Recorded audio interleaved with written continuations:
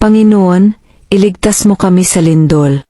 Sa ngalan ng Ama, ng Anak, at ng Espiritu Santo. Amen.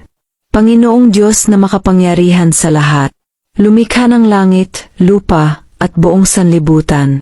Lumalapit kami sa iyo na may kababaang loob at buong pagtitiwala. Sa gitna ng pagyanig ng lupa, sa takot at pangambang dulot ng lindol, ikaw po ang aming kanlungan at sandigan. Panginoon, iligtas mo po kami sa sakuna. Pangalagaan mo ang aming mga tahanan, pamilya, at tamayanan. Itago mo po kami sa iyong mga pakpak, upang kami hindi mabagabag at mapahamak.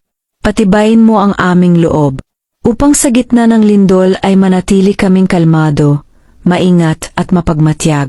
Gabayan mo ang mga tagapagligtas, mga bombero, pulis, medical team at volunteers, upang sila'y makakilos ng mabilis at ligtas. Panginoon, turuan mo rin kaming maging handa, at maging responsableng tagapag-ingat ng kapaligiran. Huwag mo pong hayaang ang takot ay mangibabaw. Bagkus, pagibayuhin mo ang aming pananampalataya sa iyo. Sa oras ng sakuna, ikaw ang aming sandigan. Sa oras ng panganib, ikaw ang aming kaligtasan. Sa iyo kami nagtitiwala, Panginoon ng buhay at pag-asa. Iligtas mo po kami sa lindol at sa anumang kapahamakan. At panatilihin mo kaming ligtas sa iyong pag-ibig.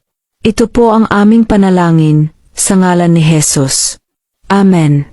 Sa ngalan ng Ama, ng Anak, at ng Espiritu Santo. Amen.